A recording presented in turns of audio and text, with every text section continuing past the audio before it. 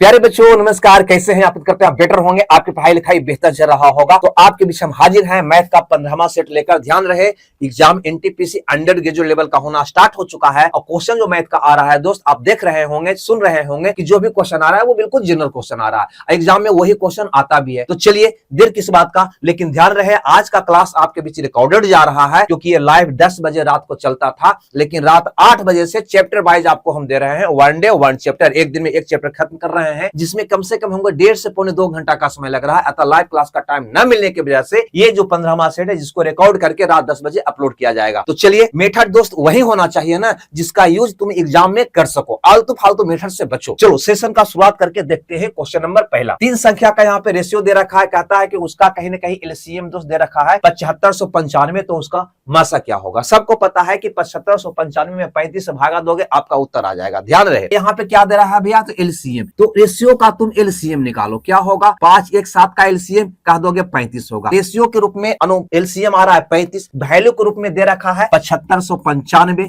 क्या ऐसा कहोगे क्या कि अनुपातिक 35 का मान है 7595? अब आपसे क्या पूछता है? उसका एचसीएफ। तो ये तीनों का एचसीएफ निकाल दो। 5 1 7 का एचसीएफ क्या होगा? कह दोगे 1 होगा। कहता है कि सबसे छोटी संख्या बताओ, तो 1 होगा। कहता है कि पहली संख्या बताओ, तो अनुपातिक 5 का मान निकालता। बस अनुपात के मेथड से निकालोगे। क्या होगा दोस्त? तो कह दोगे 7595 बटा का हो जाएगा 35, है ना। पहले छोटा छोटा टुकड़ा में काटोगे 5 बार में 7 5 35, एक काटोगे 5 बार में 15 5 75, एक बार 9 5 45। फिर देखो 7 से 1 कट रहा है, 7 दूनी 14, एक मरतबे 7 49, है ना, यानी 217 आपका प्रश्न का उत्तर हुआ, यानी सी ऑप्शन आपका सही हुआ। आगे देखो तो अगला क्वेश्चन क्या कहता है दोस्त? कहता है कि इसको सरल करो, यानी कि हल करो। हल करो तो कुछ नहीं करो, पहले तो इसको क्रिया करोगे, ये कहीं ना कहीं 5 बार में चला जाएगा। अब आ जाएगा कितना भैया? ठीक है, तो देखो अगर जो भी ये आवे, इसमें 10 से गुना करोगे, अंतिम में 0 आएगा। अब प्लस इसमें 5 करोगे तो जो भी रिजल्ट आएगा अंतिम में क्या आएगा? तो 5 आएगा, है ना। 5 वाला ऑप्शन सिर्फ एक ही में है। ऐसे एक कैलकुलेशन भी आसान था, कोई हार्ड नहीं था, आप कैलकुलेशन यहाँ पे कर सकते थे। यहाँ पे कैलकुलेशन करते तो क्या आता? 12 दहां को 20 से 120 आता। अब प्लस 5 करते क्या आता भैया? तो 125 आता, है ना। वही उत्तर मेरा होता। तो थोड़ा सा दिमाग, कॉमन सेंस एग्जाम में चूंकि दौड़ाना होता है, क्योंकि 4 ऑप्शन हमें दिया होता है। अब देखो ये डिस्काउंट का लंबा चौड़ा क्वेश्चन कितना आसान है, गौर से यहां पे समझो।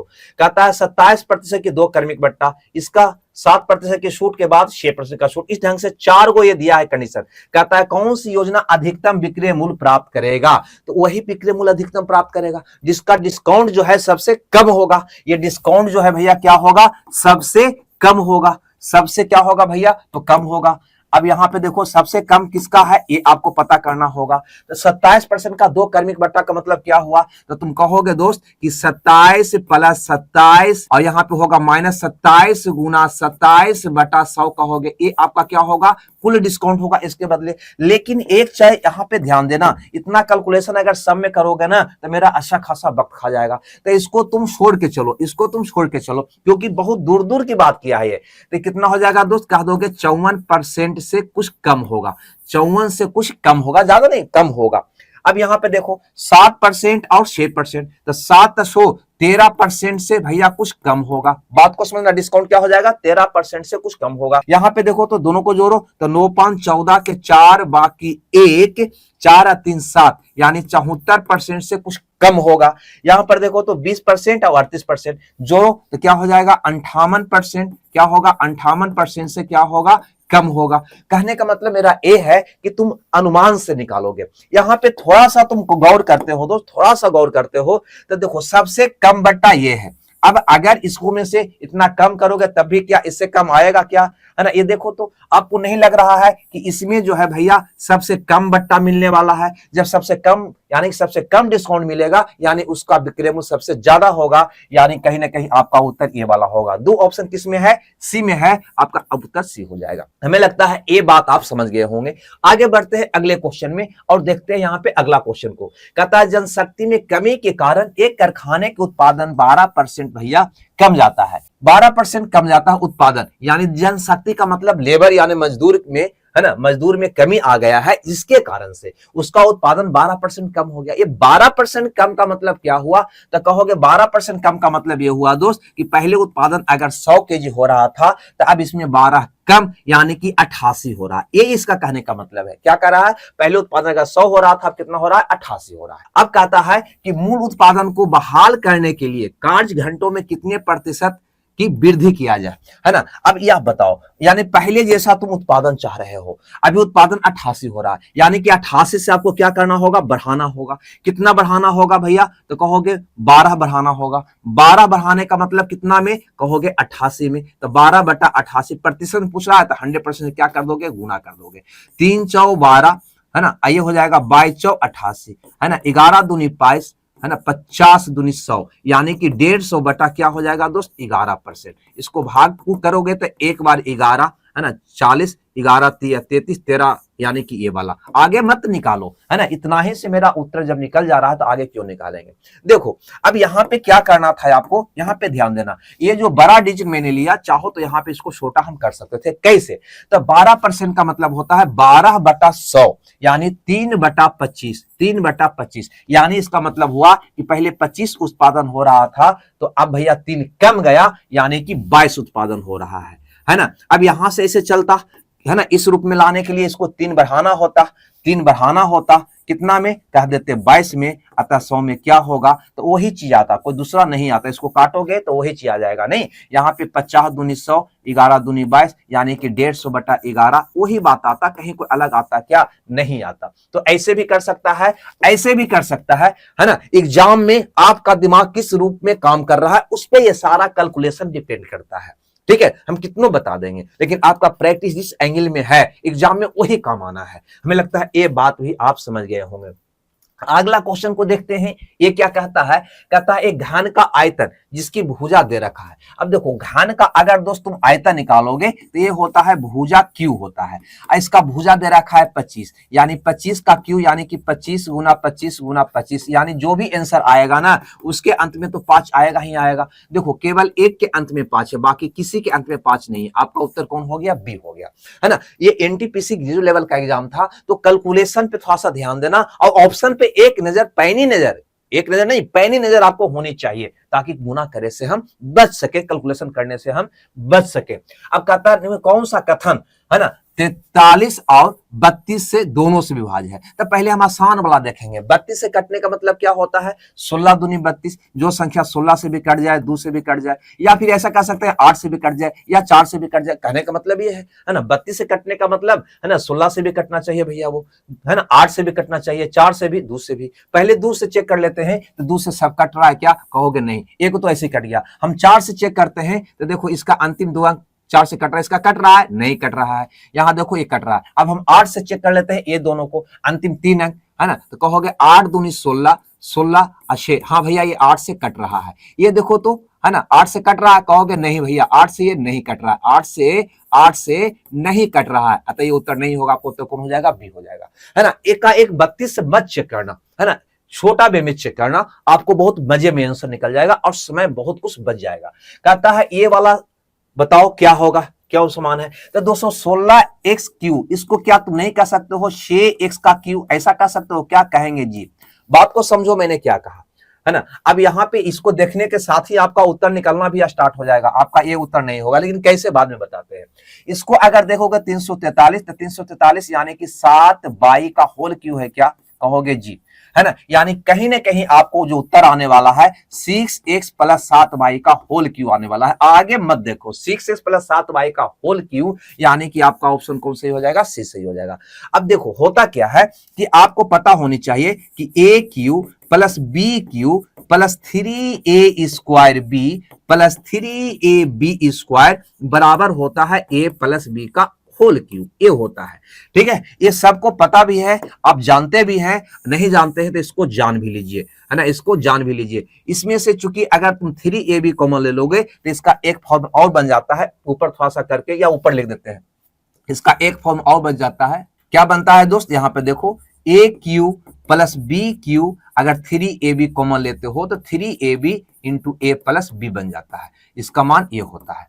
ठीक है ना, ये दोनों फार्मूला एक ही फार्मूला है। यहां पे हमको ये दोनों से पता चला कि क्यू के फॉर्म में जा रहा है, तो ए वाला कहीं ना कहीं आपका फॉर्म मिल जाएगा 3a² बी का, और ए वाला मिल जाएगा 3ab² का फॉर्म, जिसका मतलब होगा है ना a + b का होल क्यूब। खैर आगे आप अपना दिमाग लगाते रहना इसमें। आगे बढ़ते हैं, अब अगला क्वेश्चन को देखते हैं। कहता है ए में x y दो समानांतर रेखा है। लो भैया, जो ही समानांतर रेखा कहा तो हम बस शुरू हो गए। मेरा काम यही एग्जाम में होना चाहिए, है ना। आगे पूरा क्वेश्चन पढ़ेंगे, समझेंगे, उसके बाद बनाएंगे, तब जब तो मेरा समय ही पार हो जाएगा। प्रैक्टिस ऐसा होना चाहिए कि क्वेश्चन देखते के साथ हमें पता हो जाना चाहिए कि आगे क्या पूछने वाला है ना। तो ए में x y दो समानांतर रेखा है।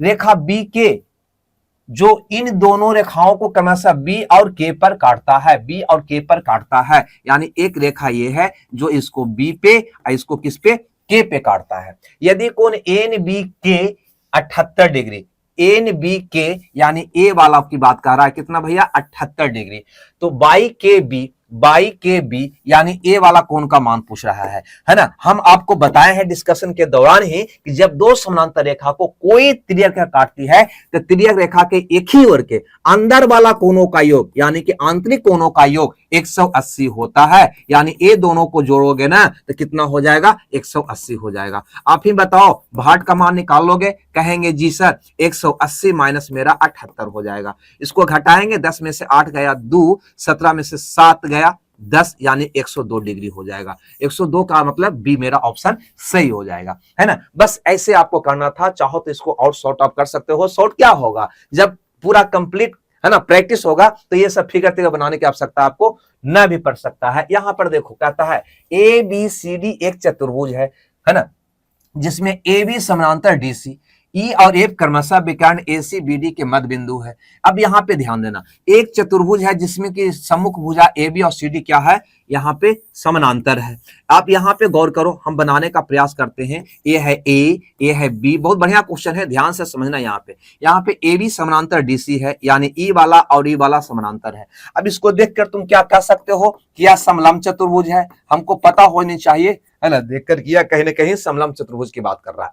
अब इसका विकर्ण AC और BD, इसका एक विकर्ण हो गया AC और दूसरा विकर्ण हो गया दोस्त BD, है ना। दूसरा विकर्ण कौन हो गया, BD का मध्य बिंदु, है ना, मध्य बिंदु E और F है। यानी कि AC का मध्य बिंदु E है, AC इसका मध्य बिंदु E है और DC का मध्य बिंदु F है, ये कह रहा है ये, ठीक है ना। ये मध्य बिंदु है, ठीक है भैया।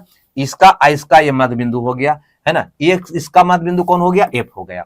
अब इतना ही देखने से हमको एक चीज पता चल गया। यहाँ पे ध्यान से समझना कि कोई भी समलंब चतुर्भुज के विकर्णों के मध्य बिंदु को मिलाने वाली जो रेखा होता है ना, यानी ये दोनों विकर्णों के मध्य बिंदु को मिलाने वाली जो रेखा होता है ना, ये समानांतर भुजा के अंतर का आधा होता है। यानी ये हो जाएगा A B minus C D का आधा, है ना। A B minus C D का क्या होता है, आधा होता है। अब बताओ यहाँ पे आगे क्या दिया है, ए बी दे रखा है 14, ए बी दे रखा है 14, है ना। बीसी दे रखा है 73, बीसी से हमें कोई मतलब नहीं है, ऐसे लिख देते हैं। ए दे रखा है 73, डीसी दे रखा है 90, बस इसी से मतलब है हमको, और एडी दे रखा है 22, है ना। तो हमको तो बस यही दोनों के भुजा का अंतर चाहिए ना, है ना। यानी कि 90 माइनस 14, 90 माइनस 14 का क्या हो जाएगा दोस्त, आधा हो। चाहो तो घटा के आधा कर सकता है, यानी 45 माइनस 7, यानी 15 में से 7 गया 8, 38 आपका प्रश्न का उत्तर होगा। यानी सी ऑप्शन आपका सही होगा। मैंने क्या किया है ना, 2 से दोनों में भागा दे दिया, 45 और ये हो गया कितना 7, अंतर निकाल दिया। या इसको घटा के भी आधा करोगे तब भी आपका उत्तर 90 में से 14 किया 76, 76 का आधा क्या हो जाएगा, 38 हो जाएगा। तो ये चीज आप याद रखना, है ना। ये बहुत ही आपके लिए इंपॉर्टेंट सा पार्ट है कि समलंब चतुर्भुज के विकर्णों के मध्य बिंदु का जो मिलाने वाली रेखा होता है ना, वो ए जो समानांतर भुजा है उसका अंतर का आधा होता है। हमें लगता है ये आप याद अब रख लोगे। आगे देखते हैं क्वेश्चन नंबर नेक्स्ट, यानी कि 10 नंबर का। कहता है अपनी समान गति के 4/5 चाल से चलने पर विशाल अपने कार्यालय पहुंचने में 25 मिनट देर कर देता है। उसके घर और उसके कार्यालय के बीच की दूरी तय करने में उसे लगने वाला वास्तविक समय यानी कि सामान्य समय यानी कि रियल चाल से चला होता तो क्या लगता, ये आपसे पूछता है। याद रहे, है ना, जब दूरी कांस्टेंट हो दोस्त तो समय का जो रेशियो होता है ना, समय का रेशियो जो होता है वो चाल का उल्टा होता है। चाल अगर 4/5 यानी कि 4:5 है तो समय हो जाएगा हमारा 5:4 में। ये हमारा वास्तविक समय हुआ। क्या हुआ? ये वास्तविक चाल से चलता तो उसको 4 घंटा लगता, लेकिन अब चल रहा है जिस चाल से उससे कितना लग रहा है? 5 घंटा। कितना लेट पहुंच रहा है? कहोगे अनुपातिक 1 मिनट लेट पहुंच रहा है। लेकिन प्रश्न कहता है कि नहीं भैया 25 मिनट लेट पहुंच रहा है, तो एक का वैल्यू क्या हो जाएगा? 25। हमसे पूछता है वास्तविक समय क्या लगेगा। अगर वो रियल चाल से चलेगा तो घर जाने पर कितना समय लगेगा, तो कहेंगे एक का वैल्यू अगर 25 है तो 4 का वैल्यू 25 से 100 मिनट हो जाएगा। कितना रियल टाइम लगने वाला है? 100 मिनट, यानी कि ये ऑप्शन मेरा सही हो जाएगा। हमें लगता है ये बात भी आपको क्लियर हो गई होगी। 10 के बाद हम देखते हैं दोस्त क्वेश्चन नंबर 11 को। कहता है एक व्यक्ति जो अपनी मासिक आय का 75% खर्च कर देता है, प्रति माह इतना रुपया बचाने में सक्षम है, तो उसका मासिक खर्च क्या होगा? कुछ भी नहीं यहां पे करो, है ना। यहां देखो बचत दिया है, बचत कितना है? 5538 रुपया। यहां से बचत कितना है? कह दोगे 25%। हमसे क्या पूछता है? खर्च। खर्च कितना है? 75। बस 75 से यहां पे गुना कर दोगे, 25 या 75 आपका उत्तर आ जाएगा। ठीक है, यानी 8 या 24, अंतिम में 4 आने वाला है। देखो यानी कि एक ही ऑप्शन में 4 है, इसमें नहीं, इसमें नहीं, इसका अंतिम में 4 नहीं है। मेरा उत्तर निकल गया। मैंने देखो ऐसे भी बनाओ, जैसे यहां पे मैंने कुछ नहीं किया, यहां पे बचत दिया हुआ था, यहां से बचत कितना है? 25% का, तो मैंने किया 25% का वैल्यू हो गया 5538। अतः खर्च पूछ रहा था, खर्च कितना है? 75% का। मैंने क्या किया दोस्त? मैंने मान निकाल दिया, है ना। इसका ये 3 गुना है तो इसका ये 3 गुना कर दिए, मेरा उत्तर आ जाएगा। 3 गुना जो ही करेंगे अंतिम में 4 आ जाएगा। 4 वाला कौन में है? उसमें है। तो ऐसे करो या ऐसे करो, दोनों एक ही चीज है ना। इसको इस ढंग से समझते हैं कि जो मान दिया हुआ रहता है उसको ऊपर लिखते हैं, उसी का अनुपातिक मान या प्रतिशत मान को नीचे, और जो निकालना होता है उसका प्रतिशत मान या अनुपातिक मान से गुना कर देते हैं, तो मेरा आंसर आ जाता है ना। इसी का शॉर्ट फॉर्म हुआ। आगे देखो तो अगला क्वेश्चन ये वाला कहता है 64% की छूट देने के बाद एक वाटर कूलर का मूल्य इतना रुपया है, यदि कोई छूट नहीं दी जाती तो दुकानदार को 20% का लाभ होता, तो वाटर कूलर का क्रय मूल्य क्या होगा? ऐसे क्वेश्चन को बनाने के लिए कोई ट्रिक का इसमें करो, बिल्कुल कंसेप्ट होना चाहिए। इसमें बहुत तरह से क्वेश्चन को घुला सकता है, तो कितना ट्रिक तुम याद रखोगे भैया? देखो कहता है 64% की छूट। छूट जो ही दिया जाता है दोस्त तो अंकित मूल्य पर दिया जाता है। सबको पता होना चाहिए कि अगर अंकित मूल्य अगर आपका 100 था तो इस पे 64 छूट दिया, यानी कि वो बेचा कितना में होगा? तो कह दोगे 100 माइनस 64 यानी कि 36 में बेचा होगा। यहां तक इन्हीं को दिक्कत तो नहीं होनी चाहिए। अब कहता है कि कोई छूट नहीं दिया जाता। अब सोचो, जब कोई छूट नहीं देता, कोई छूट नहीं देता, तो जो मूल था उसी पर बेचता, यानी कि विक्रय मूल्य कितना रहता भैया? तो कहेंगे 100 रहता। जब कोई छूट नहीं देता दोस्त, जब कोई छूट नहीं देता तो विक्रय मूल्य 100 होता, है ना। तो उसको 20% का लाभ होता, तो उसको क्या होता? 20% का लाभ होता। सोचो 100 रुपया में बेचने पर 20% का लाभ होता, यानी कि क्रय मूल्य क्या रहा होगा? कहोगे 100 में सर उल्टा गुना कर दीजिए ना, है ना। 120/100 से 120/100 का उल्टा 100/120 से, बस यही मेरा क्वेश्चन। अब इससे कोई मतलब हमको नहीं है, इससे कोई मतलब नहीं है ना। ये तीनों में रिलेशन मेरा निकल गया। अब यहां पे देखो, समझो कैसे बनाओगे। जो कहता है हमको वाटर का क्रय मूल्य चाहो भैया, यहां पे क्या दिया हुआ है? इतना छूट देने के बाद मूल्य इतना हो जाता है, यानी ये विक्रय मूल्य दिया हुआ है ना, यानी कि विक्रय मूल्य दिया हुआ है। इससे क्या कोई मतलब है? नहीं है। हमको ए दोनों में निकालना है, इससे भी हमें कोई मतलब नहीं है। ये तो खाली ए रिलेशन निकालने के लिए काम में आया था। क्या अब हल कर लोगे? देखो कैसे हल करोगे उसको मैं आपको बता रहा हूं। सबसे पहले ए दोनों का रेशियो निकालना है दोस्त। तो कहेंगे इस शून्य से इस शून्य काट दीजिए, है ना। 3 चौबारा 25 100 काट दीजिए, मैंने काट दिया, है ना। अब यहाँ पे नहीं कट रहा, यहाँ पे देखो 5 दूनी 10, 18 दूनी 36 कट गया। अगर इसको रेशियो निकालोगे तो 18 तिया 54 अनुपात कितना हो गया भैया? 25 से 125 हो गया, यानी विक्रय मूल्य क्रय मूल्य का रेशियो निकल गया। यहाँ पे क्या दिया हुआ है? विक्रय मूल्य, है ना। तो आप कह दोगे सीधे कितना विक्रय मूल्य दिया हुआ है? कह देंगे 6480 रुपया। यहाँ से विक्रय मूल्य कितना है? अनुपातिक 54। क्या पूछता है? क्रय मूल्य। क्रय मूल्य कितना है? 125। इससे गुना कर दो, आपका उत्तर आ जाएगा। ठीक है भैया, बस आपका उत्तर आ जाएगा। या फिर आप कह सकता था क्या कि अनुपातिक 54 का वैल्यू इतना, तो अनुपातिक 125 का मान क्या होगा? ऐसे भी कर सकता है। जैसे आपका कलम है ना आगे बढ़ जाए, आप इसको बना लो। अब देखो इसको काट सकते हो क्या? कहोगे जी हम पहले छोटा छोटा काटते हैं। ठीक है, तो यहाँ पे काटोगे तो 27 दूनी 54 भी काट सकते हैं, या 3 से भी काट सकते हैं। यहाँ पे तो 18 तिया 54, 3 दूनी 6, है ना, 1 6 18 इतना हो गया। ठीक है, 18 से अब काटना आसान हो जाएगा। देखो कट रहा 18 से ना, हाँ 18 18 दूनी 36, जीरो, ये आ गया। अब गुना करोगे तो एगो जीरो तो रहेगा, है ना। अब कोई के अंत में जीरो नहीं है भैया, आपका उत्तर तो ऐसे निकल गया ए। देखो ना 120 गुना 125 करोगे तो अंत में जीरो आएगा ना, हम आगे गुना क्यों करें, है ना। एक जीरो वाला तो ऑप्शन एक ही था, ये मेरा उत्तर हो गया। तो कहने का मतलब क्वेश्चन में कहीं ना कहीं थोड़ा सा ध्यान देने पर कुछ ना कुछ निष्कर्ष निकल ही जाता है। ये डिपेंड करता है आपका प्रैक्टिस पर। हमें लगता है 12 के बाद हमें देख लेना चाहिए क्वेश्चन नंबर 13 को भी। कहता है ज्वार और चने, है ना। यहाँ पे दो आइटम दिया है, क्या है भैया, ज्वार है और चने है, जिसका मूल यहाँ पे दे रखा है दोस्त 2:5 है ना। मूल का अनुपात है 2:5। एक परिवार में खपत की गई मात्रा, यानी वो जो खपत कर रहा है ना, यानी खपत कर रहा है उसकी मात्रा का अनुपात है 4:7, यानी ज्वार खा रहा है 4 केजी, तो चना है ना, हाँ चना खा रहा है वो 7 केजी। आपको बताना है चने का व्यय, है ना, व्यय यानी कि खर्च का अनुपात क्या होगा, ये आपसे पूछा जा रहा है। आप ही बताओ दोस्त, अगर खर्च निकालना हो तो कैसे निकालोगे, जो मूल्य है और जितना तुम खपत कर रहा हो उसको गुना कर दोगे। मान लो कि 2 रुपये किलो ज्वार मिल रहा था, तुम 4 किलो खपत कर रहा था, इस पर खर्च कितना आ रहा था, कहोगे 4 दूनी का 8 आ रहा था। आई बात समझ में। यहाँ पे चना था 5 रुपये किलो, खा रहा था 7 किलो, तो खर्च कितना होगा, 7×5 35, यानी ये कितना आ जाएगा 35। यही खर्च का मेरा अनुपात हो गया 8:35, यानी कि सी ऑप्शन मेरा क्या हो जाएगा दोस्त, सही हो जाएगा। हमें लगता है ये बात भी आपको समझ में आ जानी चाहिए थी अब तक।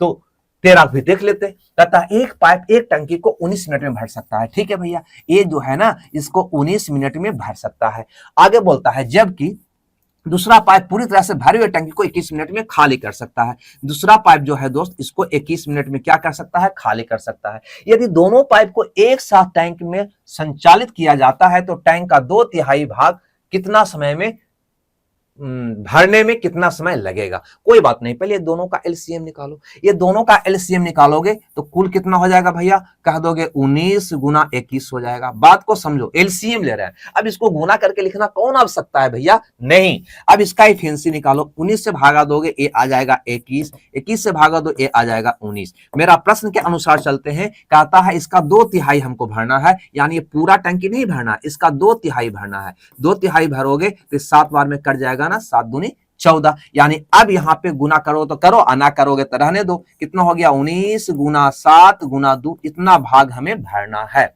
इतना भाग हमें भरना है। जब दोनों को खोलोगे तो 1 घंटा में, 1 घंटा सॉरी मिनट है, 1 घंटा है, मिनट है, 1 मिनट में 2 टंकी भर देगा। तो इतना भरने में कितना समय लगेगा, तो कहोगे यहाँ पे कि 19 गुना 7 गुना 2, अब बटा कर दोगे 2 से 2 आपका कट जाएगा, यानी कि आपका उत्तर क्या हो जाएगा, डी हो जाएगा। इसको भी मैंने क्या किया, 19 का पहाड़ा आप जानते हैं हम 19 सत्ते 33 से होता है। अगर आप ना भी जाने होते ना तो क्या करते भैया, 9 सत्ते 63, अंतिम में 3 आएगा, 3 इसका नहीं, इसका नहीं, इसका नहीं, ये वाला उत्तर मेरा हो जाता। देखो कितना आसान है। अब यहाँ पे क्या बहुत सा बच्चा करता, या तो यहाँ पे गुना कर लेता एलसीएम निकाल के, वो बिल्कुल गलत प्रोसेस है, या फिर 2/3 निकालता तो इतना आता इसको गुना कर लेता, नहीं इसको गुना करता फिर इससे काटता और परेशानी बढ़ता। सीधा सीधी जैसा है वैसे ही डाटा लिख के एक बार काटने का प्रयास करोगे, बहुत आराम से कटता है। वैसे में 14 हो गया। अब देखो तो क्वेश्चन नंबर 15 को कहता है इसका मान। यहां पे सबको पता है कि जब बेस समान होता है ना, जैसे कि a के पावर m हो और a के पावर n हो, तो बेस समान है तो पावर क्या होता है दोस्त, इसको में घट जाता है, और गुना में क्या होता है, जुड़ जाता है ना। गुना में क्या होता है, जुड़ जाता है। अगर a बेस है तो इसका पावर हो जाएगा a के पावर m प्लस n, है ना। ये सब जानते हैं, हमें पता है, लेकिन फिर भी हमारा फर्ज है कि हम यहाँ पे लिख दें। अब कहता है इसका मान निकालो, है ना। थोड़ा सा ये गलती क्वेश्चन को कर दिया है ना। क्वेश्चन को सुधार देते हैं, ये क्वेश्चन को सुधार लो भैया, है ना, सुधार लें। क्वेश्चन पहले सुधार देते हैं। ये है 19 के पावर 19, ये है भैया 7 के पावर 9, ये है भैया 35 के पावर 7 है, ठीक है ना। अब बटा में क्या है, 19 के पावर 18 है, और गुना है 7 के पावर 8, और गुना है 35 के पावर 6, ये है ना। ये वाला को सुधार लेना, ठीक है ना। ये वाला थोड़ा गलत रह गया है।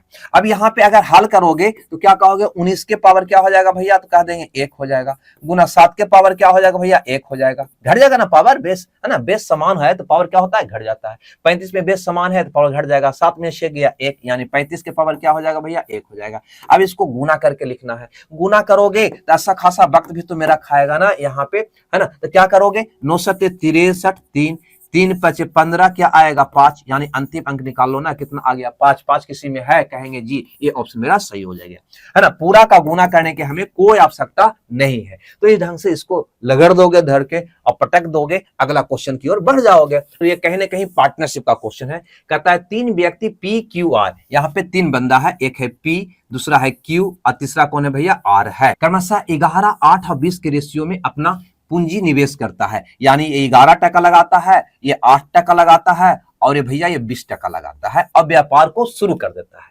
फिर कहता है 9 महीने के बाद क्यू ने अपनी 35% हिस्सेदारी ले लेता है, यानी कि इसका जो 8 रुपया है ना वो 9 माह तक रहता है, उसके बाद क्या होता है कि 35% इसमें से निकाल लेता है। यानी बचता कितना इसका पूंजी है, 8 गुना 35% निकाला तो कहीं ना कहीं 65% इसका बच जाता है। 65% इसका क्या होता है, बच जाता है। 65 और 35 कितना हो जाएगा भैया, तो कह देंगे 100 हो जाएगा ना, हाँ हो जाएगा, इतना बच जाता है। जो के माह तक रहा होगा भैया, तो कह देंगे ये रहा होगा ये 9, तो ये 3 माह तक रहा होगा, यहां तक कोई दिक्कत। और आगे क्या कहता है, जबकि आर ने वर्ष पूरा होने से 7 महीना पहले अपनी पूंजी का 14% निकाल लेता है। घबराओ नहीं कैलकुलेशन देख के, ठीक है ना। यानी 7 महीना पहले, यानी वर्ष पूरा होने से 7 महीना पहले, यानी शुरू से 5 महीने तक इसको रहा 5 महीने तक 20 रुपया, और उसके बाद जो राशि था ना 20 रुपया, उसमें से 14% निकाल लिया, यानी कि इसका राशि कितना बचा होगा दोस्त, यहाँ पे 76% रहा होगा, सॉरी 86% रहा होगा, ठीक है ना। 10 इतना रहा होगा। जो के माह तक रहा होगा, कह देंगे 7 माह तक रहा होगा। क्लियर है। इसका पूंजी शुरू से अंत तक कोई बदलाव नहीं हुआ, यानी कि इसका पूंजी 12 माह तक रहा होगा। अब यही रेशियो में आपका निकालना है लाभ। तो कहता है कुल लाभ अगर इतना रुपया हुआ हो तो लाभ में हार का हिस्सा क्या होगा। अब यहां पे मामला फंसने वाला है, कैलकुलेशन कहीं ना कहीं लंबा जाने वाला है। देखो कैसे तुम कैलकुलेशन इसको एग्जाम में करोगे, यहां पे समझ लो दोस्त, है ना, यहां पे समझ लोगे, गौर से देखो। अगर हम इसी का निकालते हैं तो 20-2500, यहीं पे अगर हम 20 का 86% निकालते हैं तो अच्छा खासा हमें गुना करना पड़ सकता है। तो ऐसा करो ना, है ना, ऐसे क्वेश्चन में कैलकुलेशन ज्यादा होती है तो या तो समय है तब हम इसको बनाते हैं कैलकुलेशन करके, अन्यथा स्किप करके आगे बढ़ जाते हैं, लास्ट में समय बचता है तब इसको हम बनाते हैं, कोई बात नहीं। क्या यहाँ पे कोई और मेथड लगा सकते हैं, देखो तो अगर हम क्या C9 लगाएं दोस्त, तो क्या कोई निष्कर्ष निकल सकता है, देखते हैं। अगर इसको देखते हैं, इसका C9 निकालोगे, कहोगे 3 और 2 6, कितना आ जाएगा, अनुपातिक 6 आ जाएगा। C9 से हम देख रहे हैं यहाँ पे, ठीक है ना।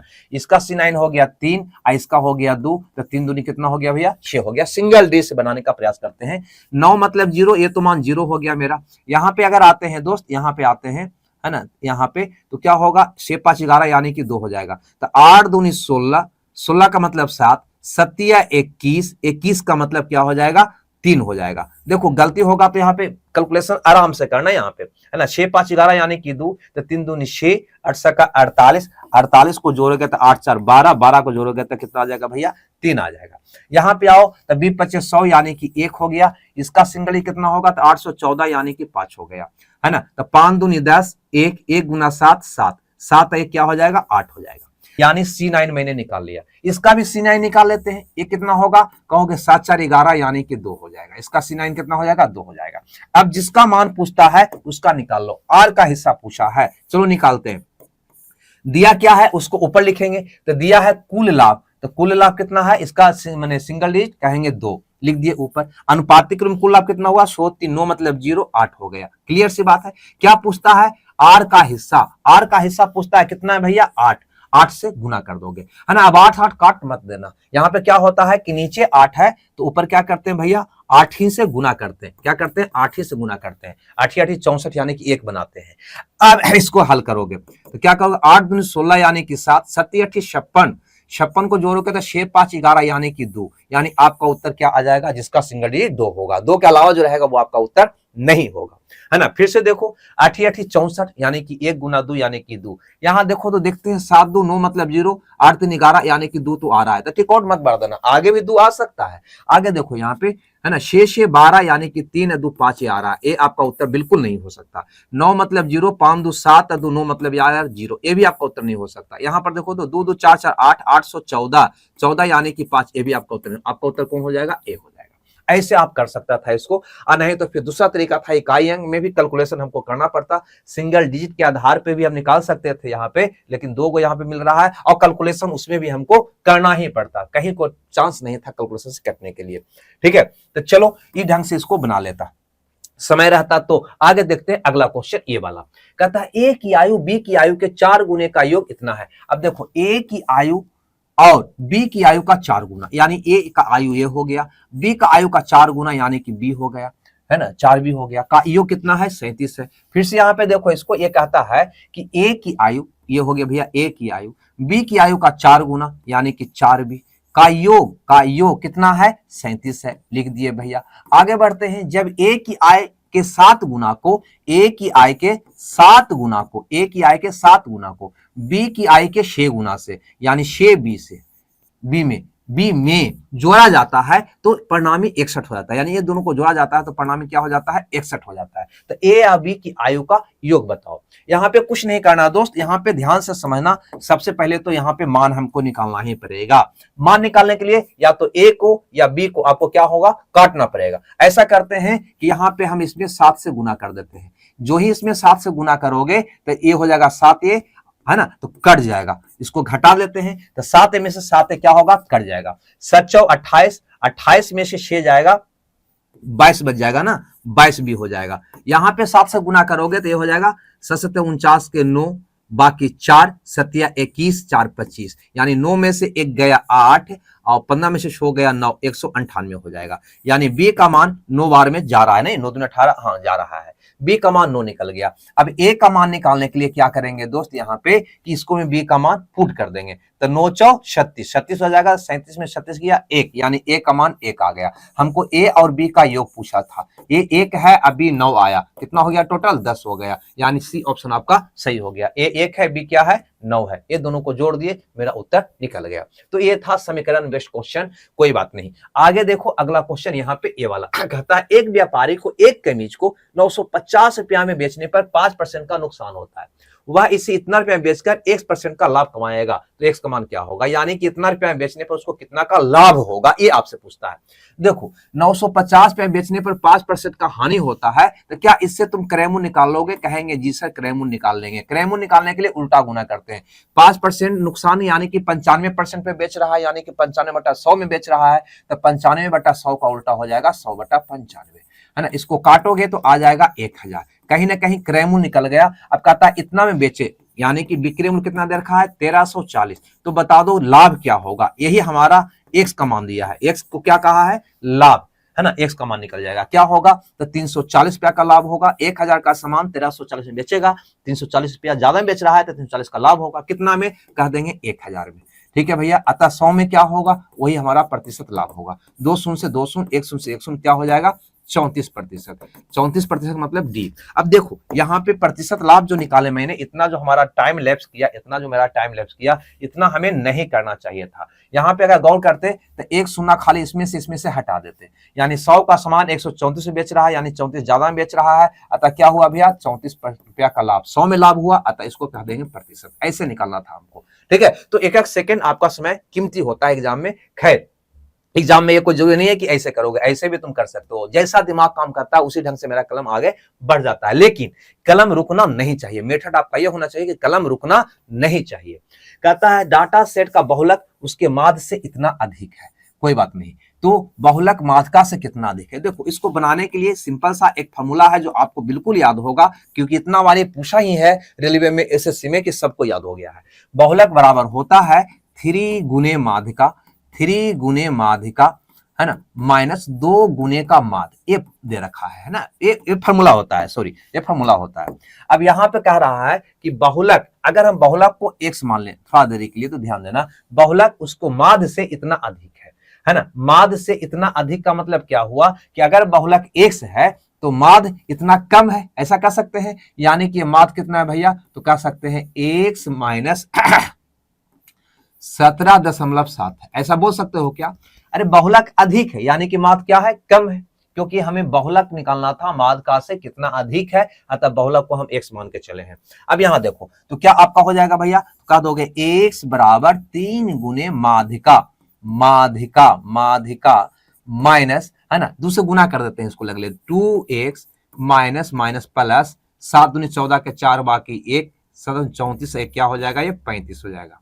तो अब 2x को इधर लाएंगे तो क्या हो जाएगा भैया 3x, इसको भी इधर ले आवो -3 गुने माध्य का, ठीक है भैया, बराबर क्या हो जाएगा, बराबर क्या हो जाएगा यहाँ पे 35.4, क्योंकि इसको हम इधर ले आए, ठीक है भैया, इसको भी हम इधर ले आए, बचा क्या ये वाला, है ना। अब 3 से क्या भागा दे दें, कहें जी सर भागा दे दीजिए ना, बहुत मजे से 3 से भागा दोगे तो कट जाएगा x, ये बच जाएगा माध्य का, यहाँ पे 3 से भागा दोगे तो हो जाएगा 12 तिया 36 में 11 तिया 33 और 6 3 से ना 11 तिया 33, है ना, 2 8 तिया 24, इतना आ जाएगा।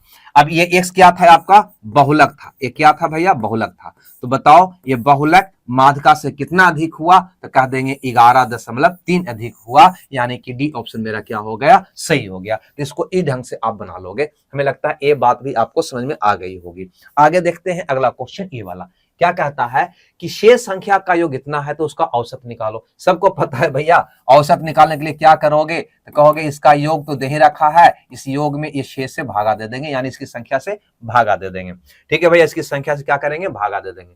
कटता है तो काट दो, कहोगे 6 चौ 24 8 का 48, पूरा पूरा कट भी रहा है, यानी ये ऑप्शन मेरा सही हो गया, है ना। आसान भी पूछता है तो लोग अगर ये क्वेश्चन आसान क्वेश्चन देखा ऐसा क्वेश्चन पूछता है, अरे भैया डिफिकल्ट भी है आसान भी है ना। आसान नहीं देगा तो समय कहां से बचेगा हार्ड क्वेश्चन को बनाने के लिए, अतः मिक्स क्वेश्चन होता है, लेकिन आसान क्वेश्चन गलती नहीं होना चाहिए, इस बात को ध्यान देना। कहता है एक सीढ़ी एक दीवार के सहारे टिके, जहां पर भी है ना सीढ़ी दीवार से टिका हुआ है ना, तो बिल्कुल आप आंख मूंद के, है ना, बिल्कुल इस ढंग का फिगर बना देना, ये हमारा सीढ़ी हो जाएगा भैया, ये हमारा क्या हो जाएगा, दीवार हो जाएगा, ठीक है ना। ये सीढ़ी दीवार से टिकता है, ऐसी सीढ़ी खड़ा नहीं लगता, सीढ़ी तिरछा लगता है।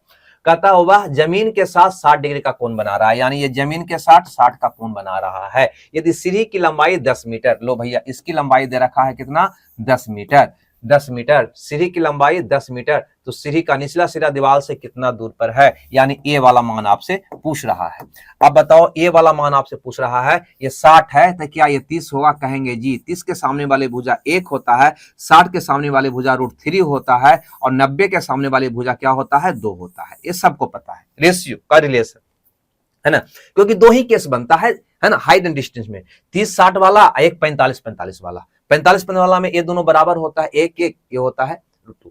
अब यहाँ पे ध्यान दो, यहाँ पे ध्यान दो, अब कैसे इसके आगे हल करोगे, तो कहोगे 2 का वैल्यू सर, ओहो कलर चेंज नहीं करेंगे तो आपको दिखाई नहीं देगा ना, तो चलो हम कलर चेंज कर लेते हैं।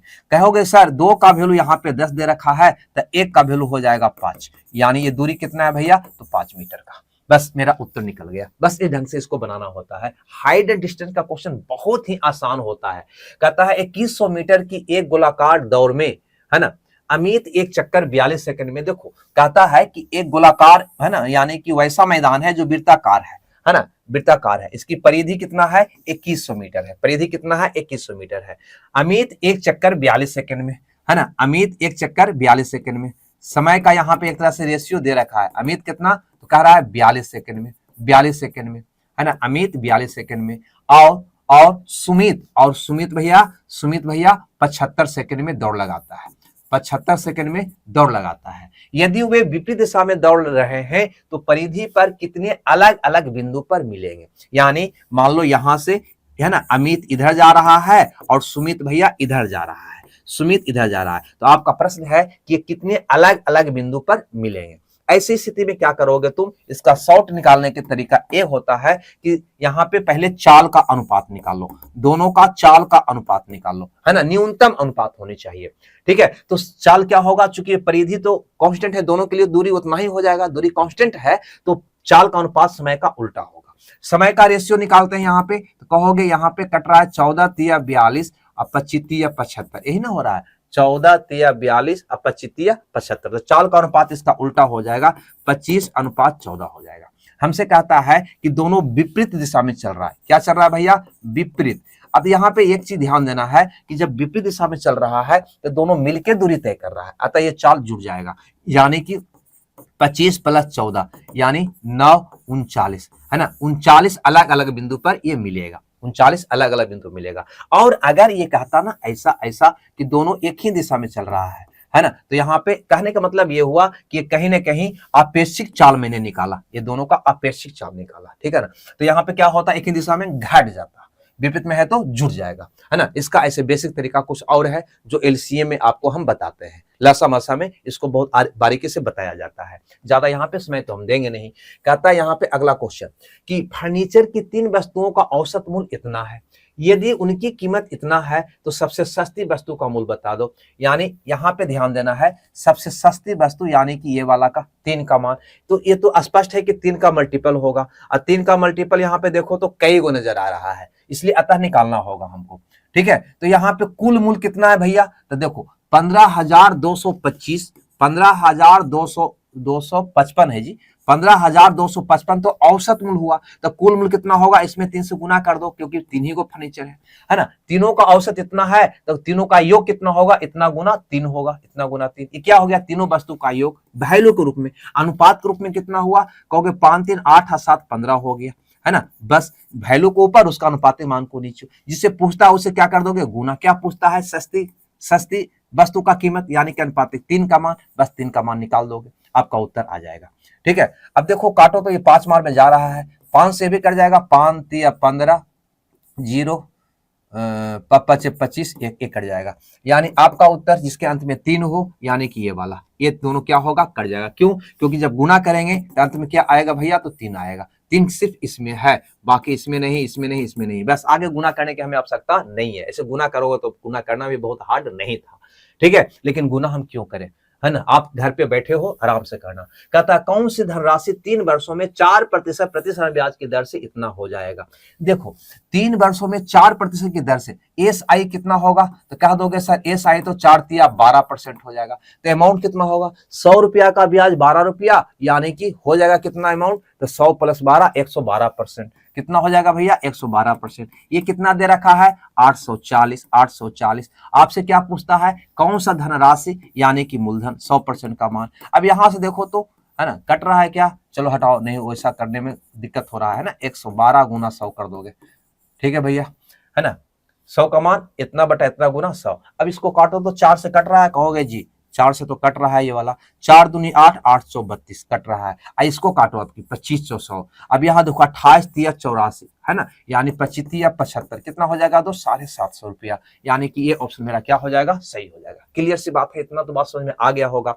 आगे देखो तो 24 के बाद 25 को कहता है द्विघात समीकरण इतना और इतना का उभयनिष्ठ मूल है। उभयनिष्ठ का मतलब कॉमन मूल, यानी कि यह जो है दोनों का मूल है, तो P + Q का मान निकालो। तो सोचो अगर इसका मूल, यहाँ पे ध्यान देना, मिटा दो थोड़ा सा इसको ऐसे, हाँ, यहाँ पे सोचो कि अगर ये 3 जो है भैया, ये 3 जो है इसका मूल है, इसका मूल एक मूल कितना है, 3 है, तो एक मूल 3 है यानी कि x का मान 3 है। यहाँ पे ध्यान देना, मूल का मतलब क्या होता है, x, मूल का मतलब क्या होता है दोस्त, x का मान, है ना। यानी ये कह रहा है ना कि इसमें x का मान 2 गो जो निकलेगा ना, उसमें से एगो जो है ना ये 3 है, और इसका में भी 2 गो निकलेगा ना x का मान, उसमें से एगो जो मान है वो क्या है, 3 है, ये कह रहा है ये क्वेश्चन। तो इतना तो क्लियर है, जब x का मान 3 है तो x का स्थान पे 3 रखोगे तो उसको संतुष्ट करेगा, बस वही काम आप कर दो ना। तो इससे निकालते हैं, x का स्थान पे 3 रखते हैं, तो 3 तिया हो गया 9, -8 तिया हो गया 24, अब प्लस का हो गया p = 0, है ना, इसमें रखें पहले। अब यहाँ पे निकालोगे तो p का मान निकल जाएगा, क्या कहेंगे जी, ये हो जाएगा 15 ना, 24 में से हो गया 15, -15 हो गया, उधर जाएगा तो प्लस हो जाएगा। क्लियर सी बात है, इतना बात समझ में आया, है ना, P का मान निकल गया। अब इसकी मदद से भी निकालते हैं, क्योंकि इसका भी एक मूल 3 है, यानी x का एगो मान 3 है, तो 3 रख देते हैं, इसको संतुष्ट करेगा, तो 3 तिया 9, अब प्लस का हो गया 12, अब प्लस Q बराबर हो गया 0, तो Q बराबर हो जाएगा 15 9 21 हो जाएगा, तो माइनस में, है ना, -21। हमसे पूछता है P + Q का मान भैया, P + Q का मान भैया हमको बता दो, यानी कि P + Q का मान हमको बता दो। तो P है 15 और Q है -21, इसको हल करोगे 1521 यानी कि -6 आ जाएगा, -6 यानी कि बी ऑप्शन मेरा सही हो जाएगा। तो कहीं ना कहीं ये भी बहुत आसान सा क्वेश्चन था, कहीं कोई दिक्कत नहीं था। आगे देखो 25 के बाद क्वेश्चन नंबर 26, अद्विघात समीकरण का तो पूरा क्वेश्चन हम बताए हैं कल रात 8 बजे, है ना, उसको जरूर देखिएगा, चैप्टर वाइज जो बताया है उसको जरूर देखिएगा। कहता है एक त्रिभुज का एरिया ज्ञात करिए जिसकी भुजाएं 8 9 और 13 है। अब देखो अगर तीनों भुजा को देखो तो ट्रिपलेट हमें नजर नहीं आ रहा है, क्योंकि 13 है तो 5 12 13 होता है, ट्रिपलेट नहीं है, यानी कि विषम बाहु त्रिभुज है। तो इसका एरिया कैसे निकालते हो, तो कहते हैं सर पहले एस का मान निकालते हैं, ठीक है ना। एस क्या होता है, तो तीनों भुजाओं के योग का आधा। तो यहाँ पे देखो 9 8 17, 17 3 20 10 30, तीनों भुजा का योग 30 आया, 30 का आधा कितना आ जाएगा भैया, तो कह दोगे 15। अब ये त्रिभुज का एरिया निकालते हो तो सबका फॉर्मूला पता है, एस कितना है 15 गुना एस माइनस ए, यानी 15 में से पहले क्या घटाओगे, 8 घटाओगे, ठीक है भैया। 15 में से क्या घटाओगे, यहाँ पे 8 घटाओगे, 15 में से 8 गया, कितना आ गया 7 गुना 15 में से आपकी क्या घटाओगे 9, तो क्या हो जाएगा 6 गुना 15 में से आपकी क्या घटाओगे 13, तो क्या हो जाएगा 2। बस इसी का मान निकालना है, ठीक है भैया। कैसे मान निकालोगे, तो मान तो थोड़ा सा जटिल आने वाला है। यहाँ पर देखो, यहाँ पे है ना, इसको 2 तिया 6 लिख दे, क्या कहेंगे जी, 2 एगो निकल गया वर्गमूल में, है ना। यहाँ देखो इसको क्या 5 तिया 15 लिख दे, क्या कहेंगे जी। ध्यान से समझना मैंने क्या किया, लो थोड़ा सा चिन्हित करके आपको यहाँ पे बताते हैं, है ना। ये 2 है, ये 2 है, तो 2 गो में से एगो निकाल लिए, है ना। ये 3 है, ये 3 है, 2 गो 3 में से एगो 3 निकाल लेते हैं। अब अंदर बच गया जो क्या रह जाएगा, अंदर क्या बच गया, 5 बच गया, 7 बच गया, है ना, बाकी सब तो निकल गया, यानी कि 7 बचे 35 बच गया। यानी आपका यहाँ पे उत्तर आ गया दोस्त 3 दूनी 6√35, ठीक है भैया। अब इसको क्या निकालना है, दशमलव में बदलना है। अब देखो यहाँ पे थोड़ा सा ध्यान देना, कभी भी है ना जो संख्या परिपूर्ण वर्ग नहीं है, यानी जिसका पूरा पूरा वर्गमूल नहीं निकलता है ना, उसका वर्गमूल कैसे निकालते हो। 36 का वर्गमूल जानते हैं 6 होता है, 35 का कैसे निकालोगे। देखो इसका तरीका हम यहाँ बता देते हैं, 1 मिनट का हम समय लेंगे, ज्यादा नहीं लेंगे। हमें क्या चाहिए दोस्त, √35 का वर्गमूल चाहिए, ध्यान से समझना। तो क्या करोगे, इसको ब्रेक करोगे, है ना। ब्रेक क्या करोगे, 35 के आसपास का संख्या जिसका पूरा पूरा वर्गमूल निकल जाए, कहोगे 36, क्या कहोगे 36, तो 36 माइनस 1 करोगे, बस ऐसा कर सकते हो, क्या कहेंगे जी, है ना। तो 36 का वर्गमूल कितना हो जाएगा 6, माइनस क्या करना है, जो आया ना 1 बटा इसी का डबल 12, बस आपका उत्तर यहां निकल जाएगा। यानी 6 माइनस 12 से भागा दोगे 1 में तो क्या होगा 0.0, फिर एक और 0 होगा, है ना। तो यहाँ पे 100, 12 28 96, क्या आएगा भैया, कहोगे 10 में से 8 गया 2, 9.5, 5.92, ठीक है। तो कह दोगे 6 गुना 5.92, इसको हल करोगे, 6 दूनी 12 के 2, बाकी 1, 9 सका 54, 1 55 के 5, बाकी 5, 100 पचे 30, अब 5 क्या हो जाएगा 35, है ना। यही आपका प्रश्न का उत्तर होगा। 35.52 कोई में है, कहेंगे जी एगो में दिखाई दे रहा है 35.5, यानी डी ऑप्शन आपका सही हो जाएगा, ठीक है। तो किसी भी संख्या का, वैसे संख्या का जिसका पूरा पूरा वर्गमूल नहीं निकलता है, उसका निकालने का तरीका यह है। फिर से एक और मैं बता दूं, यहाँ पे ध्यान से समझिए, है ना, क्योंकि बहुत सा बच्चे यहाँ पे क्लियर नहीं होगा। जैसे √35 का निकालना है तो कुछ नहीं करना, इतना लिखने थोड़े जाएंगे हम, है ना। इसके बाद 36 का वर्गमूल क्या हो गया 6, है ना। 36 से 1 घटाने पे 35 आएगा, यानी 1 का पावर क्या हो जाएगा 12। अब इसको हल करेंगे, है ना, जो आया वो करेंगे, ऐसे करना है आपको, ठीक है। हमें लगता है ये बात आप समझ गए होंगे। 26 के बाद हम देख लेते हैं क्वेश्चन नंबर 27 को, है ना। कहता है डेटा का बहुलक याद करो। भैया इतना डाटा दे दिया है ना कि देखते देखते आंधर हो जाएंगे, है ना। एक झटके में देखते हैं, यहाँ पे गौर करिए, है ना। 78 हम देख रहे हैं, 78 78 78 78 78 78, हाँ भैया 78 78, है ना 78, है ना, हाँ 78 78 78, यानी कि 78 जो है कहीं ना कहीं के बार आ गया है, 1 2 3 4 5 बार आ गया है ना। और अगर यहाँ 75 को देखते हैं तो 75 75 75 75 कहीं नजर हमको नहीं आ रहा है, यानी ये 75 तो गया काम से। 86 को देखते हैं, 86, है ना, 86 दूगो, है ना, दूगो दूगो दूगो दूगो दूगो दूगो दूगो दूगो दूगो दूगो 86 अब कहीं नहीं है, यानी 86 भी मेरा काम से गया, 86 भी मेरा काम से गया। अगर 90 देखो तो 90 हमें कहीं नहीं दिखाई दे रहा है, ठीक है भैया, 90 भी काम से गया। 83 देखो, 83 83 83 83 83 यह है ना, 2 गए 83, यानी 83 भी मेरा नहीं हो सकता। 74 तो मैंने देखी नहीं, 74 नहीं देखे, 74 74 74 74 74 74 नहीं है भैया, है ना, 74 भी गया, है ना। 84 को देखो तो 84 84 84 84 84 84 नहीं है भैया, यानी कहीं ना कहीं 66 देखो तो हमें लगता है कहीं नजर नहीं आ रहा है। यानी कहने का मतलब है ना, सबसे ज्यादा बार यहाँ पे हमको 78 ही नजर आ रहा है, अतः इसका बहुलक क्या हो जाएगा 78 होगा। बहुलक क्या होता है, बहुलक क्या होता है, जो सबसे ज्यादा बार आता है, जो सबसे ज्यादा बार आता है, ज्यादा बार आता है ना, आता है, वही कहलाता है बहुलक। यानी सबसे ज्यादा बार इसमें कौन आ रहा है, तो कह देंगे 78 आ रहा है। है ना, अतः 78 इसका क्या होगा, बहुलक होगा। अगर बहुत लंबा चौड़ा संख्या दिया हुआ होता है ना, तो हम क्या करते हैं, है ना, यहाँ पे ऐसे यहाँ पे गिन लेते हैं, 78 को यहाँ पे गिन के लिखते हैं, बाकी जैसे कौन है 75 है, 75 को ले लिए, है ना, इस ढंग से हम लोग चलते हैं टैली मार्का का प्रयोग करके। लेकिन उतना ज्यादा नहीं है, इसको आप काउंट कर सकता था, कहीं कोई दिक्कत नहीं है। हमें लगता है आगे हमको बढ़ जाना चाहिए। कहता है इतना, तो x बाई का अनुपात क्या होगा। देखो ये कहीं ना कहीं यहाँ पे ये समानुपात में दिया हुआ है। समानुपात में क्या होता है, शुरू और अंत का गुणनफल मध्य पदों के गुणनफल के बराबर होता है। यानी तुम इसको कह सकता है 6 गुना x बराबर 42 गुना 7.6 होगा, है ना। अब यहाँ पे अगर इसको हल करोगे तो कहोगे 7 का 42, यानी x बराबर आ जाएगा 7 गुना 7.6। ठीक है भैया, यहाँ पे आओ, अगर इसमें कहोगे तो शुरू अंत का गुणनफल मध्य पद के गुणनफल बराबर होगा, तो यहाँ पे कहोगे 3 गुना बाई बराबर हो जाएगा 6 गुना 6, यानी 3 दूनी 6, यानी बाई का मान आ जाएगा 2 छक्का 12, यही आएगा। हमसे पूछा x बाई का अनुपात बता दो, x का 22 से अनुपात बता दो, यानी x अनुपात बाई। x का मान हमारा a है कितना, 7 गुना 7.6, अब बाई का मान क्या है, 2 गुना का 6।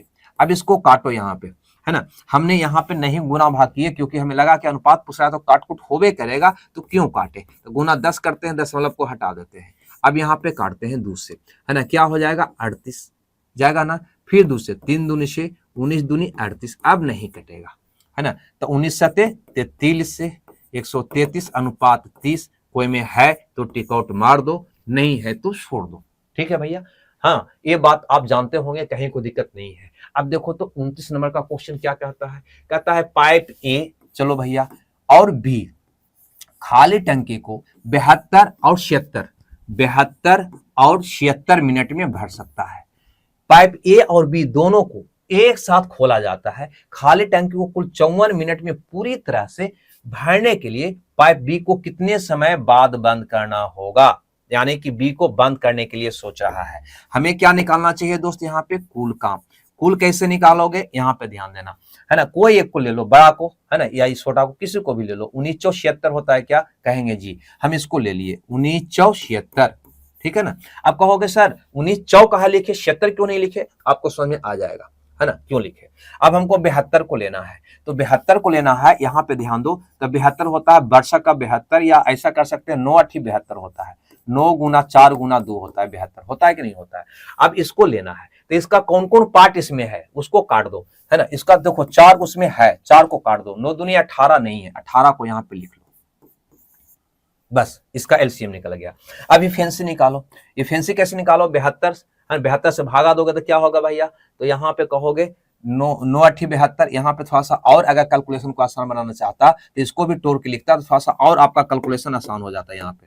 ठीक है, यहाँ पे आपको क्या होता, देखो 1976, यहाँ पे 9 दूनी 18, यानी 9 और 2 को लिखते, 9 और 2 को लिखते, ऐसे लिखते तो क्या आसान होता है। देखो 72 से भागा देना है तो 9 3 18 72 कट गया, क्या बच गया 19 बच गया। यहाँ पे 76 से भागा देना है तो क्या बच जाएगा, 9 दूनी 18 बच जाएगा। ये आपको सुविधा मिल सकता था अगर वैसे करता था। ऊपर कर ले थोड़ा सा, चलो ऊपर कर लेते हैं यहाँ पे थोड़ा सा। अब यहाँ पे ध्यान दो, आगे कहता है कि 54 मिनट में पूरा तरह भरने के लिए बी को कितने समय के बाद बंद कर देना चाहिए। 54 मिनट के बाद, है ना, 54 मिनट में भरने के लिए बी को बंद करने की बात कर रहा है, यानी कि 54 मिनट तक। ये तो भैया बिल्कुल कंफर्म है कि चलते रहा होगा, इसमें कोई डाउट नहीं है, ये चलते रहा होगा। तो कहोगे 1976 के 6 बाकी 7, 19 95 और 7 कितना होगा 102, है ना, इतना ये क्या होगा, कौन भरा होगा, भरा होगा ए भरा होगा। यहाँ पे टोटल था कितना भैया, तब तो गुना करना होगा, तो 9 दूनी 1872, 72 में अगर 19 से गुना करोगे तो 19 दूनी 38 के 8 बाकी 3, 19 सत्ते 33 से 133 से 3 136 होगा। ठीक है भैया, है ना, इतना हमको भरना था। इतना में से ये 54 मिनट में 1026 को टंकी भर दिया होगा, तो बच रहा कितना रहा होगा, 2 4 3, इतना बच रहा होगा। इतना जो बच रहा होगा उसको कौन भरा होगा, बी भरा होगा। तो बी को भरने में कितना टाइम लगा होगा, तो कहोगे 342 बटा कितना 18, 18 से क्या कटेगा, काट लो पहले, है ना, 9 से काट लेते हैं, 9 से काटेंगे तो कहीं ना कहीं 9 दूनी 18, है ना, 9 या ऐसा करते हैं, यहाँ पे पहले 2 से काट लेते हैं, पहले 2 से काट लेते हैं, ठीक है। 9 दूनी 18 और 2 से तो 17 दूनी 34 एक हो गया, है ना। अब यहाँ पे इससे काटना धार हो गया 19 71 से, यानी कि 19 मिनट।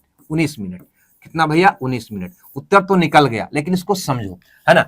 हुआ क्या होगा कि ए 54 मिनट के बाद, 54 मिनट में इतना तो टंकी भर दिया, बचा कितना? इतना। इतना भरने में बी को कितना समय लगा? 19 मिनट। यानी कि ए और बी जब खुला होगा तो शुरू से 19 मिनट तक ए और बी दोनों मिलकर भर रहा होगा। उसके बाद 19 मिनट के बाद बी को बंद कर दिया गया होगा, तो बाकी टंकी को ए से समय में भरा होगा। ये मेरा क्वेश्चन हो गया। खैर क्वेश्चन आसान था। आगे अगला क्वेश्चन को देखते हैं, ए वाला को। कहता है किसी निश्चित राशि पर 2 वर्षों के लिए 17% प्रति वर्ष की दर से साधारण ब्याज और चक्रवृद्धि ब्याज के बीच अंतर इतना है, तो राशि का, है ना, मान ज्ञात करें। यहां पे ध्यान दो, अगर दोस्त 2 वर्ष के लिए सी आई और एस आई का बात कोई करता है ना, तो हमारा दिमाग में आता है आर स्क्वायर प्रतिशत, है ना। अगर 2 वर्षों की बात करता है तो, है ना, 2 वर्षों का CI ऐसे ही होता है। यहाँ पे कितना है? 17% का दर है, 2 वर्ष की बात किया है, अतः अंतर यहाँ पे क्लियर सी बात है, 17 का स्क्वायर 289 हो जाएगा। 289 बटा 100 करोगे, यानी कि 2 अंक के बाद दशमलव हो जाएगा, यानी CISI का अंतर इतना होगा। लेकिन यह अंतर कितना दे रखा है? 967। तो बताओ कि वह राशि क्या है, यानी मूलधन आपसे पूछ रहा है। तो राशि ऊपर देखो, यहाँ पे अंतर दिया हुआ है 967, और यहां से अनुपातिक अंतर कितना है? 2.89। हमसे पूछ रहा है मूलधन, राशि मतलब मूलधन, यानी 100% का मान। अब इसको हल कर दोगे भैया, आपका उत्तर आ जाएगा। ठीक है ना। हल कैसे करोगे? यहाँ पे ध्यान दो, है ना। दशमलव को 1 से गुणा करेंगे, दशमलव क्या होगा आपका? हट जाएगा। अब इसको कटता है तो काट दो, कट तो नहीं रहा है, तो यहाँ पे आपको सीधा सीधी गुना भाग करना पड़ेगा, यानी 967 पर 1 2 3 4 को 0 में आपको 289 से भागा देना होगा। बस, इसका कोई इलाज नहीं है। और जो उत्तर आएगा, हाँ, अब भागा देना होगा तो देखो यहाँ पे ये भी समान है, ये भी समान है, ये भी समान है भैया। आपको यहां जाकर उत्तर क्लियर होगा, यानी पहले 3 बार लगाना होगा, फिर 3 बार लगाना होगा, फिर 4 बार लगाना होगा, और जब आखिरी बार लगाओगे वो आपको डिसाइड कर देगा कि आपका उत्तर कौन होगा। अतः एक क्रिया आप करोगे, है ना, होमवर्क के रूप में। अंतिम क्वेश्चन है, हाँ, मेथड तो समझ में आ ही गया, कैलकुलेशन के बात है, भाग तो आता ही है। पहले क्या लगाओगे? 3 बार, फिर लगाओगे 3 बार, फिर 4 बार, है ना, इतना लगाओगे। उसके बाद फिर अगला आपको डिसाइड कर देगा कि आपका उत्तर कौन होगा। तो खैर जो भी हो, अब बता दो कि ये क्लास आपको कैसा लगा। कमेंट्स में जरूर लिखिएगा, क्या आगे और कंटिन्यू रखें या यहीं पे क्लोज करें, इस बात को बताइएगा। रात को 8 बजे आपको दे रहे हैं चैप्टर वाइज, उसको देखना मत भूलिएगा। अगर वीडियो बढ़िया लगता है तो लाइक शेयर तो आप करेंगे। हमें दीजिए विदा, शुभ रात्रि, ओके, बाय बाय।